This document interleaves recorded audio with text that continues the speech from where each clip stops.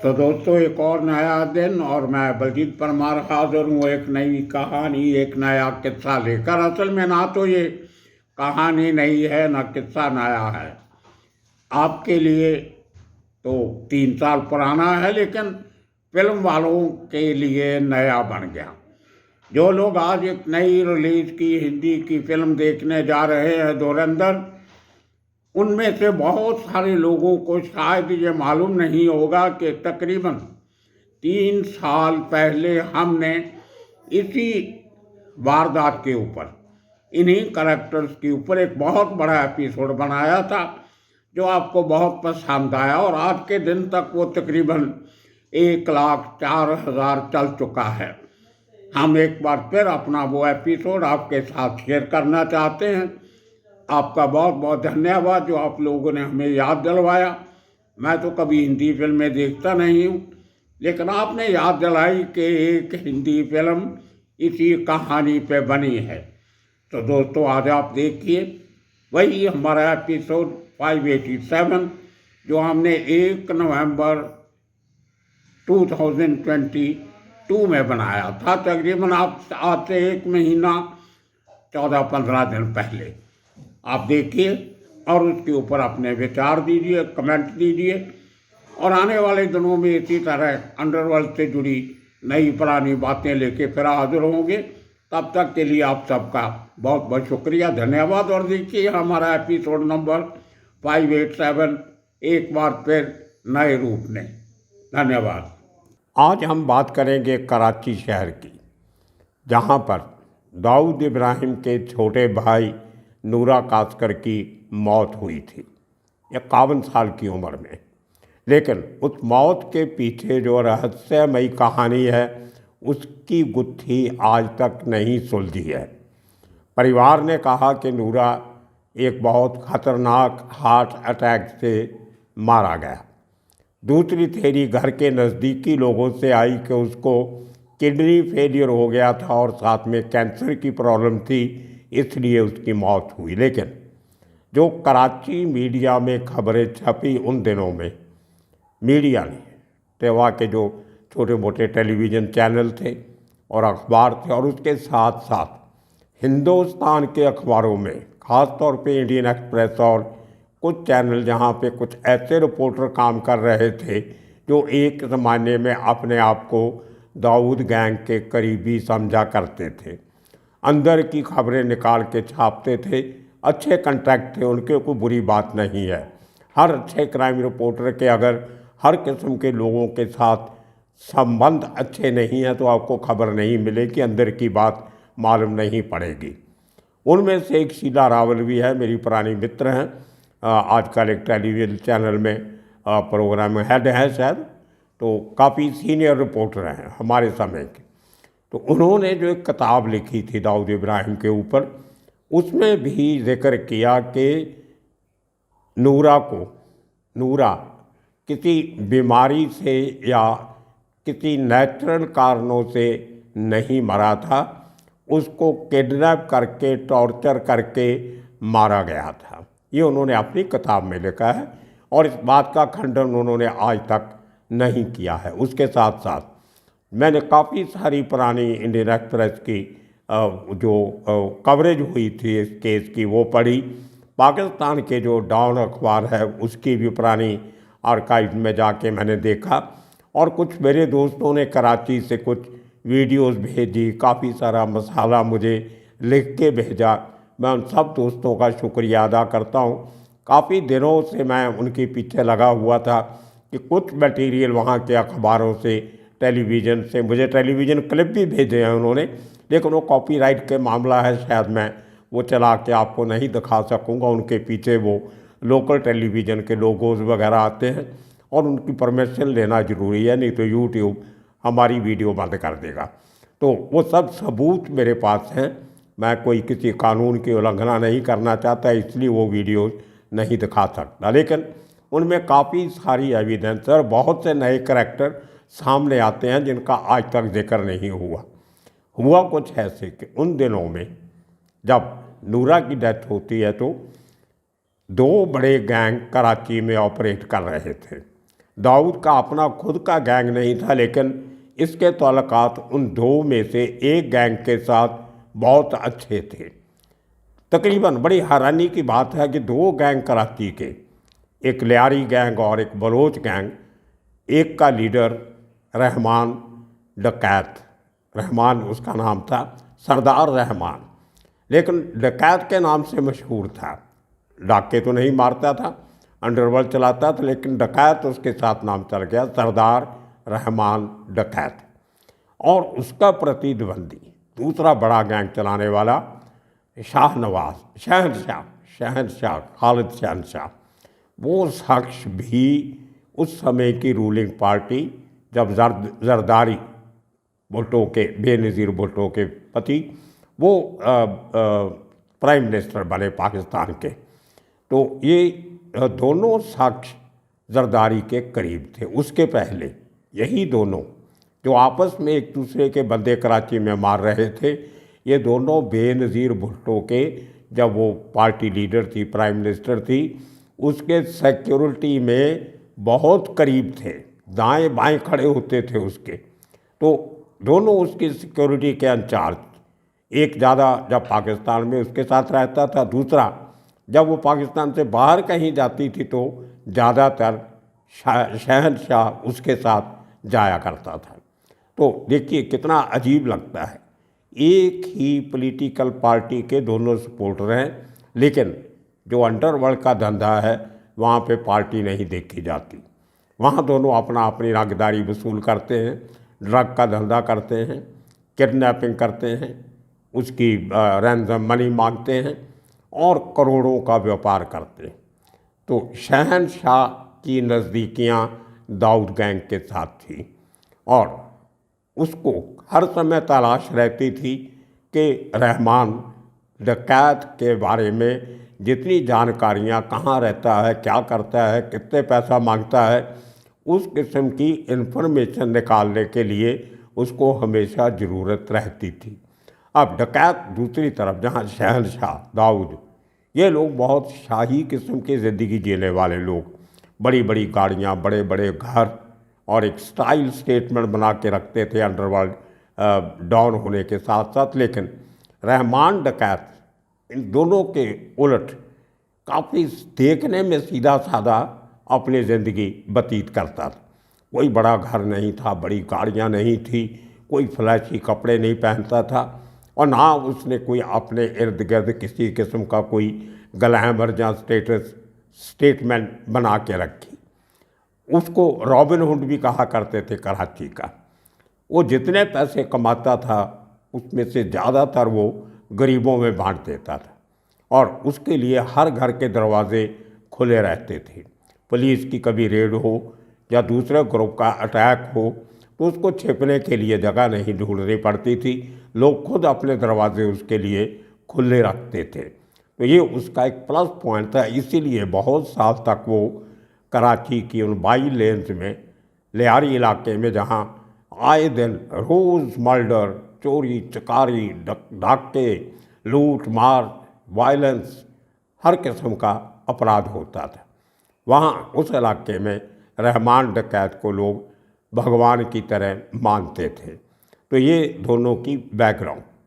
अब कहा यह जाता है कि नूरा, जो उस समय के, उस दिनों की मैंने पाकिस्तानी मीडिया की रिपोर्टेज जो है वो स्टडी की, तो रहमान डकैत को शक हुआ कि नूरा कास्कर, दाऊद का भाई, हमारे गैंग की इन्फॉर्मेशन निकाल के शहनशाह को देता है। उनको दाऊद पे भी गुस्सा था कि दूसरे देश से आके हमारे देश में हमारे काम धंधे में दखल दे रहा है, ये अंडरवर्ल्ड में ऐसी बातें चलती रहती हैं। खैर, उसने, कहते हैं कि उसको नूरा को रहमान डकैत के आदमियों ने किडनैप किया। 2 दिन तक उसको अपने कब्ज़े में रखा और खबरें ये भी छपी मीडिया में कि $50 मिलियन उससे फिरौती मांगी गई दाऊद इब्राहिम से, जो उसकी फैमिली वालों से, लेकिन इन्होंने वो पैसा देने से इनकार किया। ये जो किडनैपिंग वाली बात तो मानी जा सकती है, लेकिन इतनी बड़ी फिरौती मांगने वाली बात शायद इतनी जायज़ नहीं है, क्योंकि अगर ये मामला इतना संगीन होता तो दाऊद इब्राहिम पैसा देके अपने भाई को बचा सकता था, या जितने उसके ISI वगैरह में लिंक थे उनके थ्रू किसी तरह से अपने भाई को बचा सकता था। लेकिन जैसे कि मैंने पहले कहा, रहमान के और शहनशाह के पीपल्स पार्टी ऑफ पाकिस्तान के टॉप लीडर्स के साथ डायरेक्ट तालमेल था। शायद इसलिए दाऊद की वहाँ नहीं चली, अपने भाई को नहीं बचा सका। ये सबसे बड़ा कारण हो सकता है। मैं आपको 2 तस्वीरें इसके साथ दिखाऊंगा। बेनज़ीर भुट्टो के साथ एक तस्वीर में उसका सिक्योरिटी का काम करते हुए उसकी हाथों से दूसरे लोगों के हाथ दूर रखने की कोशिश करते दिखाते हुए सर्कल में जो है शख्स वो रहमान डकैत है। दूसरी तस्वीर में जो बेनज़ीर भुट्टो के साथ खड़ा है शख्स वो शहनशाह है। तो दोनों आदमी बेनज़ीर भुट्टो के खास बॉडीगार्ड और कराची की गलियों में एक दूसरे के खून के प्यासे। तो हुआ ये, नूरा को 2 दिन अपने पास रखने के बाद उसको मार के उसकी बॉडी एक डंकी काट, कराची में अगर आपने कभी कराची के सीरियल देखे हो या कुछ देखे हो तो आपको दिखाई देगा कि एक जो गधा होता है उसके जो एक रेड़े को खींच के लेके जाता है, रेड़ा रेड़ी बोल देते हैं पंजाबी में उसको नॉर्थ इंडिया में, तो वो गधे से ज़्यादा खींचते, काफ़ी बाहर खींच के ले जाता है। तो रहमान गैंग का एक ट्रेडमार्क था, जिस बड़े आदमी को मारते थे उसकी बॉडी उसी डंकी काट के ऊपर रख के उसके घर के बाहर छोड़ देते थे। गधे को ले जाते थे, वो लकड़ी का रेड़ा 2 पहियों वाला वहीं पे छोड़ जाते थे। तो ये उनकी एक अपना काम करने का तरीका, दुश्मनों के दिल में दहशत बैठाने का तरीका, अपना ही अंदाज। तो ये ट्रेडमार्क रहमान गैंग के साथ जुड़ा हुआ था। अगर आपको रेड़े पे लाश किसी की मिलती है तो समझ जाना चाहिए कि वो रहमान डकैत के गैंग का काम है। इसी तरह से नूरा की बॉडी वो दाऊद के घर के नज़दीक के एक छोटी लेन में एक डंकी काट पे पाई गई। ये रिपोर्ट उस समय के पाकिस्तानी अखबारों में छपी और टीवी पे दिखाई गई, लेकिन दाऊद की परिवार ने इस बात से पूरा इनकार किया।